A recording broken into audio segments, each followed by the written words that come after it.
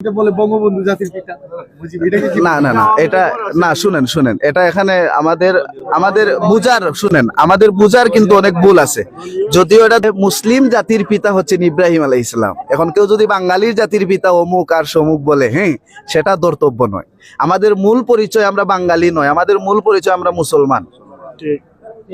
কুল ইন্না সলাতি ওয়া নুসুকি ওয়া মাহইয়ায়া ওয়া মামাতি লিল্লাহি রাব্বিল আলামিন। যে রাসূল, আপনি বলুন, আমার জীবন, আমার মরণ, আমার কুরবানি, আমার নামাজ সবকিছু আল্লাহর জন্য, লা শারিকা লাহু, যার কোনো শরীক নাই।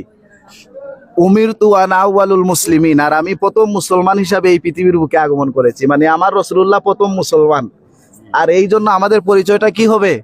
মুসলমান। আমরা বাঙালি পরে আসবে, আমাদের মূল পরিচয় হচ্ছে আমরা মুসলমান। এটা আমার ইউটিউব চ্যানেলে পাবেন, সিরাজি টিভির মধ্যে এটা আছে, ফেসবুকে মোহাম্মদ ইকবাল সিরাজি। আল্লাহ পাক আমাদের সবাইকে আল্লাহর মকবুল অলির দরবারে যে নিয়ত নিয়ে এসেছি, আল্লাহ আমাদের সবাইকে কবুল করুন, মঞ্জুর করুন বলে আমিন।